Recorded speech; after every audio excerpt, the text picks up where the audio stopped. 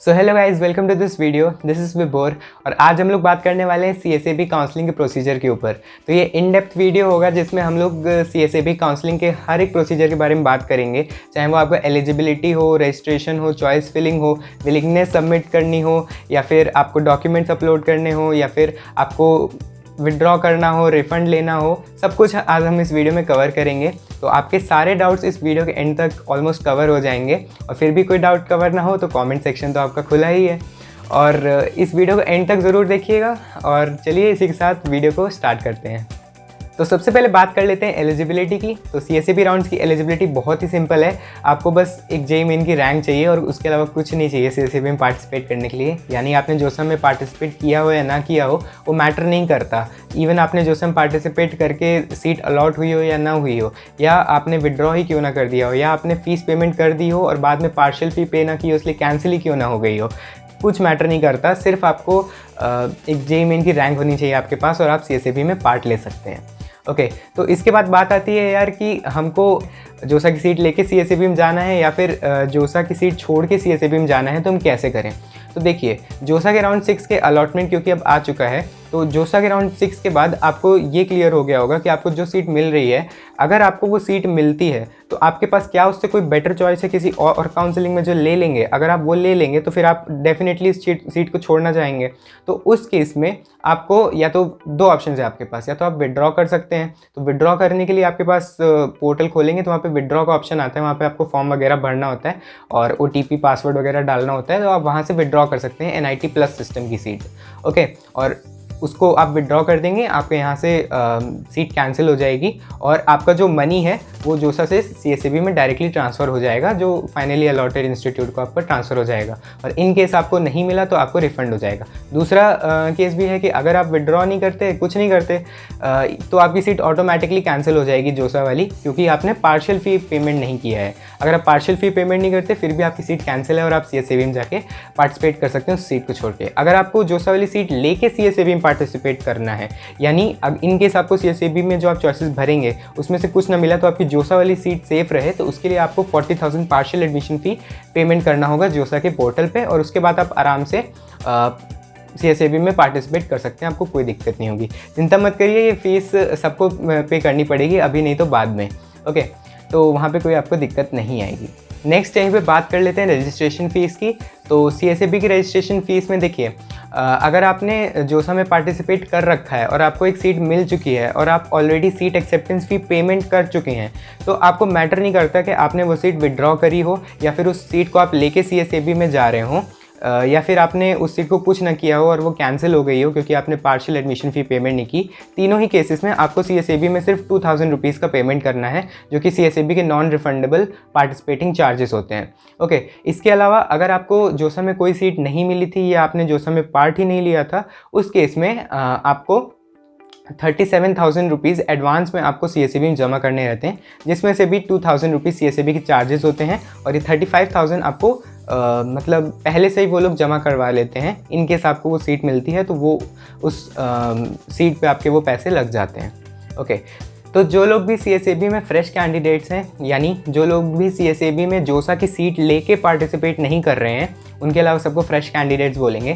तो जो भी फ्रेश कैंडिडेट्स हैं CSAB में, उनके लिए ये जो 37,000 का अमाउंट रहता है टोटल, इसमें से 2,000 CSAB चार्जेस और 35,000 रहता है वो रिफंडेबल रहता है। यानी कि इन केस आपको CSAB में कोई सीट नहीं मिली तो ये 35,000 आपको रिफ़ंड कर दिया जाएगा। ओके, उसके अलावा जो लोग जोसा की सीट लेके CSAB में पार्टिसिपेट कर रहे हैं, उनके लिए जो अमाउंट रहता है उसको आपको फर्स्ट राउंड के बाद ऑप्शन आता है सरेंडर करने का, वहाँ पे आप सीट छोड़ सकते हैं, तो आपका कुछ पोर्शन कट के रिफंड हो जाता है, उसकी बाद में बात करेंगे। तो ये केस रहता है।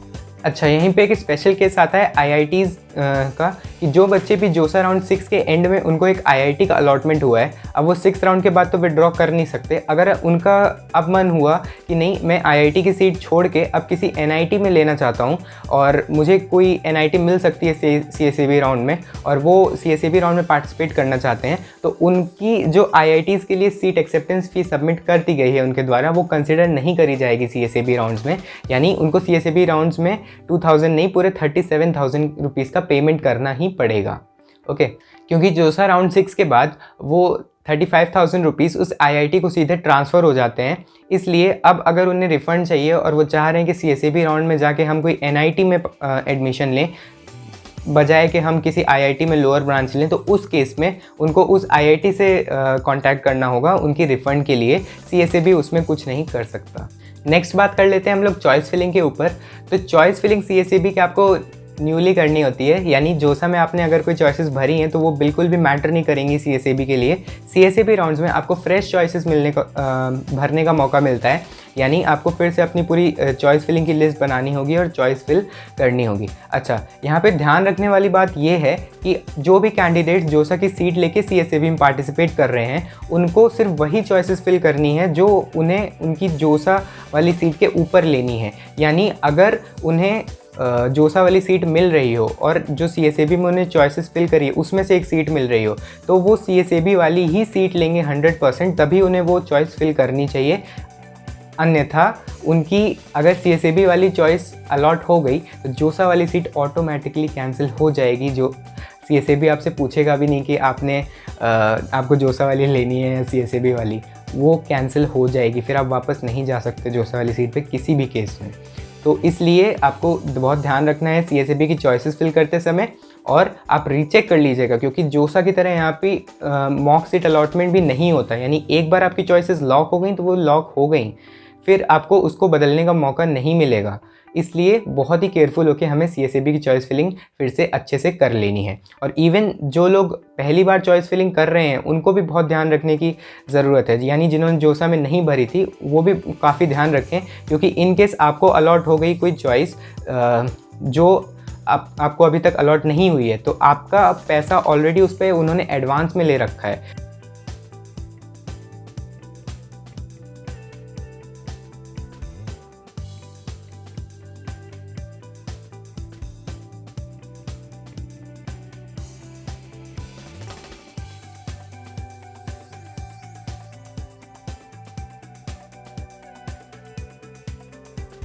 चॉइस फिलिंग के बाद आपको बस वेट करना है फर्स्ट राउंड CSAB के अलॉटमेंट का। और फर्स्ट राउंड के CSAB में जिनको भी सीट मिल जाती है अब उनको चूज़ करना होगा अपना विलिंगनेस। तो विलिंगनेस में आपके पास CSAB में 5 ऑप्शंस रहते हैं, और 5 ऑप्शंस में सबसे पहले वही 3 options freeze, float, slide. Freeze यानी आप सीट ले रहे हैं और आप नेक्स्ट राउंड में पार्टिसिपेट नहीं करना चाहते। फ्लोट यानी कि आप वो सीट ले रहे हैं पर आप नेक्स्ट राउंड में पार्टिसिपेट करना चाहते हैं उसके ऊपर फिल करी हुई चॉइसेस के लिए। स्लाइड का मतलब आप वो सीट ले रहे हैं और आपको जो इंस्टीट्यूट अलॉट हुआ है उसी इंस्टीट्यूट में अगर आपको कोई अपर फिल करी हुई चॉइस में से ब्रांच मिल जाती है तो आप उसको लेना प्रेफर करेंगे, उसके लिए आप सेकेंड राउंड में जा रहे हैं।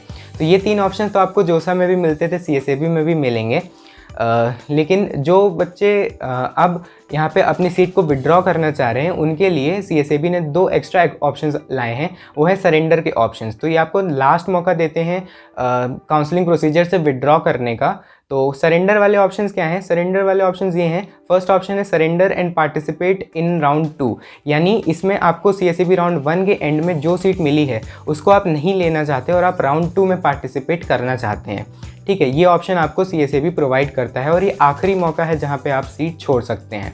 उसके बाद आपके पास सेकंड ऑप्शन होता है surrender and not participate in round 2, यानी इस केस में आप सीट छोड़ रहे हैं और आप नेक्स्ट राउंड में भी पार्टिसिपेट नहीं करेंगे, यानी आप जोसा और CSAB दोनों से बिना कोई सीट लिए काउंसलिंग प्रोसीजर से बाहर जा रहे हैं। ठीक है, तो अब जो बच्चे जोसा की सीट लेके CSAB में पार्ट ले रहे हैं उनके लिए भी सिमिलर 5 ऑप्शंस रहेंगे, बस उनमें फ़र्क ये रहेगा कि उनका ऑटोमेटिकली फ्लोट सेलेक्टेड रहेगा। तो अगर आपको विलिंगनेस चेंज करनी है, यानी आपको मान लीजिए जो CSAB राउंड 1 में सीट मिलती है तो जोसा वाली सीट तो आपकी ऑलरेडी कैंसिल हो चुकी होगी। अब अगर आपको CSAB की सीट नहीं पसंद आ रही हो, आपको छोड़नी है, तो आपको surrender and participate in round 2 पे क्लिक करना होगा, जो कि बहुत ही रिस्की होगा कि आपको कोई सीट जो आप यहाँ पे छोड़ दें और फिर आपको उसके ऊपर वाली चॉइस मिल जाए, क्योंकि अगर नहीं मिली तो आपको बिना कोई अलॉटमेंट, बिना कोई सीट लिए पूरे काउंसलिंग प्रोसेस से बाहर जाना होगा। तो बहुत ही संभाल के इस दोनों ऑप्शंस का आप लोग यूज़ करें। यहाँ पे जो कैंडिडेट्स भी surrender and participate in next round का ऑप्शन चूज़ करते हैं उनके लिए जानना ज़रूरी है कि उन्होंने जो सीट सरेंडर करी है, यानी उनको CSAB राउंड 1 में जो सीट अलॉट हुई है उसके ऊपर की चॉइसेस ही सिर्फ कंसिडर करी जाएंगी नेक्स्ट राउंड के लिए, यानी वो सीट और उसके नीचे की जितनी चॉइसेस हैं वो कंसिडर नहीं करी जाएंगी नेक्स्ट राउंड के लिए। और इन केस कोई ऐसा कैंडिडेट है जो जोसा की सीट लेके CSAB में पार्टिसिपेट कर रहा है तो अगर उसके कोई सीट अलॉट होती है तो उसके साथ भी सिमिलर केस होगा अगर वो surrender and participate in next round का ऑप्शन चूज़ करता है। अगर कोई जोसा वाला कैंडिडेट ऐसा है जिसको अपनी CSAB में फील्ड चॉइसेस में से कोई भी सीट नहीं मिलती है तो उसकी जोसा वाली सीट रिटेन्ड रहेगी, यानी उसको अलॉटमेंट के टाइम, फर्स्ट राउंड अलॉटमेंट के टाइम वही सीट शो होगी। और अब अगर वो surrender and participate in next round का ऑप्शन चूज़ करता है तो उसकी वो सीट चली गई और CSAB में उसने जितनी चॉइसेस फिल करी हैं सिर्फ उतनी ही चॉइसेस उसकी कंसिडर होगी, जोसा वाली सीट उसकी चली जाएगी। अगर कोई यहाँ पे फ्रेश कैंडिडेट है, यानी कि जो जोसा की सीट रिटेन करके CSAB में पार्टिसिपेट नहीं कर रहा, फ्रेशली पार्टिसिपेट कर रहा है, उसके लिए अगर उसको CSAB की फील्ड चॉइसेस में से कोई भी सीट अलॉट नहीं होती तो उस केस में वो ऑटोमेटिकली ट्रांसफ़र हो जाएगा नेक्स्ट राउंड के लिए, जब तक वो not participate in next round का वहाँ पे ऑप्शन आएगा उसको चूज़ नहीं करता। तो नेक्स्ट स्टेप आता है हमारे पास डॉक्यूमेंट अपलोड और फ़ी पेमेंट का। तो जिन्होंने भी जोसा में अपने डॉक्यूमेंट्स वेरीफाई नहीं करवाए थे उनको यहाँ पे अपने डॉक्यूमेंट्स अपलोड करने होंगे और वो डॉक्यूमेंट्स अब उन्हें वेरीफाई करवाने होंगे अगर उन्हें CSAB में सीट अलॉट हो जाती है तो जोसा में हमें जो डॉक्यूमेंट्स रिक्वायर्ड होते थे सेम वही डॉक्यूमेंट्स हमें CSAB में भी रिक्वायर्ड होते हैं, जिनको मैंने इस वीडियो में डिस्कस किया है। आप जाके आई बटन पर क्लिक करके देख सकते हैं। तो सेम वही डॉक्यूमेंट्स उनको अपलोड करने होंगे जिन्होंने जोसा में अपने डॉक्यूमेंट्स अपलोड करके वेरीफाई नहीं करवाए थे। और नेक्स्ट स्टेप है फ़ी पेमेंट। तो जोसा की सीट जो लोग रिटेन करके आ रहे हैं, यानी जिन्होंने पार्शियल एडमिशन फ़ी का पेमेंट कर दिया है, उनको कोई फ़ी पेमेंट करने की ज़रूरत नहीं है, वो सीधे नेक्स्ट राउंड में ट्रांसफ़र हो जाएंगे।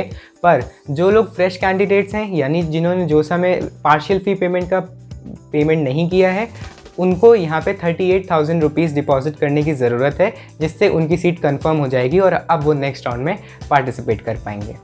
तो फाइनली 7 दिसंबर को आपका राउंड 2 का रिज़ल्ट फिर आ जाएगा और उसके बाद जिनको भी पहली बार राउंड 2 में सीट अलॉट हुई है उनको अपना डॉक्यूमेंट अपलोड और फ़ी पेमेंट करना होगा, जैसे उनको राउंड 1 में करना होता है सेम उसी तरह। और जिनको राउंड 2 में सीट अलॉट नहीं होती है अब वो रिफ़ंड के लिए खुद अपने आप एलिजिबल हो जाएंगे। राउंड 2 के बाद आपको ऐसा कोई ऑप्शन नहीं मिलता कि आप उस सीट को छोड़ सकें, यानी अगर राउंड 2 के में आपको जो सीट अलॉट होती है उसको आपको लेना ही पड़ेगा, अदरवाइज़ आपके जितने भी पैसे अभी तक सबमिट किए हैं कुछ भी रिफ़ंड आपका नहीं होने वाला और आपने जितने भी पैसे सबमिट किए हैं सब आपके इंस्टीट्यूट में ट्रांसफ़र हो जाएंगे।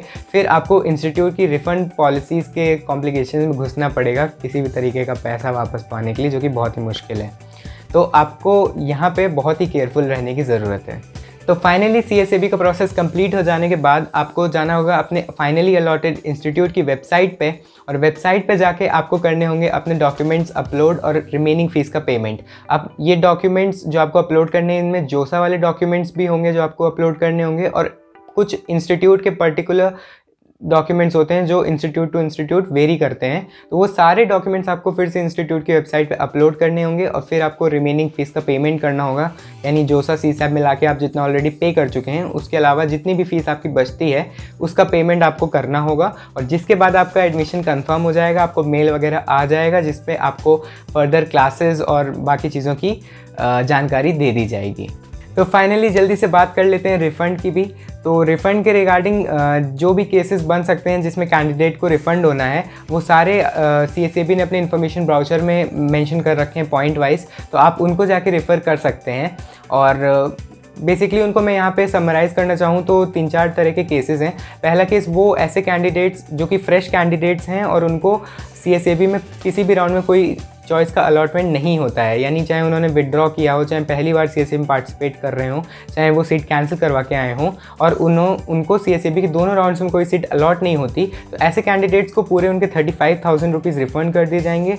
CSAB के सिर्फ उनके 2,000 ही लगेंगे, बाकी 35,000 रिफ़ंड कर दिए जाएंगे पूरे।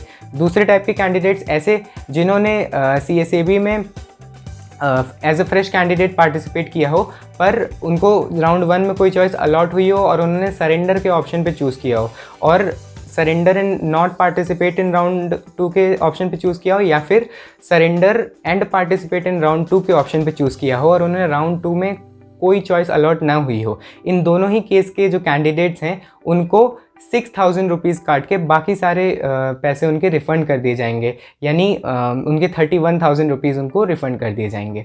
तीसरे टाइप के कैंडिडेट्स वो हो सकते हैं जो जोसा की सीट रिटेन करके CSAB में पार्टिसिपेट कर रहे थे और उन्होंने राउंड 1 के बाद अपनी सीट को सरेंडर कर दिया, तो ऐसे कैंडिडेट्स के भी 6,000 रुपीज़ काट के उनको 69 या 71,000 रुपीज़ रिफ़ंड कर दिए जाएंगे। और फाइनली ऐसे कैंडिडेट्स जिनको राउंड 2 में कुछ अलॉट होता है CSAB में और अब वो उसको नहीं लेना चाह रहे, ऐसे कैंडिडेट्स को कुछ भी रिफ़ंड नहीं किया जाएगा। उनका अमाउंट जोसा और CSAB अपने चार्जेस काट के सीधा इंस्टीट्यूट को ट्रांसफ़र कर देंगे, जैसा मैंने पहले बताया।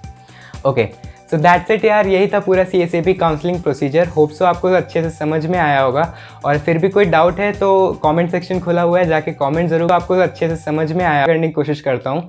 और अगर यहाँ तक आप वीडियो में बने हुए हो तो आपके लिए एक बोनस टिप है कि CSAB राउंड्स में चॉइस फिलिंग करते समय वेकेंट सीट्स को बिल्कुल मत देखना, सिर्फ वो चॉइस फिल करना जो आपको चाहिए और उसको फिल करना, वेकेंट सीट पे ध्यान मत देना, क्योंकि CSAB में चॉइस अलॉट होते समय काफ़ी सीट्स खाली होती हैं। जो बच्चे की चॉइस अपग्रेड होती है उनकी सीट्स खाली होती हैं, तो आपको कोई भी सीट मिल सकती है।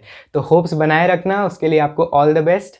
और ऐसे ही इन्फॉर्मेटिव वीडियोस चैनल पे आते रहेंगे, तो उसके लिए सबसे पहले तो इस वीडियो को दोस्तों के साथ शेयर ज़रूर कर दो, और चैनल को अभी तक सब्सक्राइब नहीं किया तो क्या कर रहे हो यार, जाके सब्सक्राइब करो, बेल आइकन दबाओ, क्योंकि इसी तरह के इन्फॉर्मेटिव वीडियोज़ आते रहेंगे। तो यार बस इतना ही था, मिलते हैं नेक्स्ट वीडियो में, तब तक के लिए have a good day, bye bye.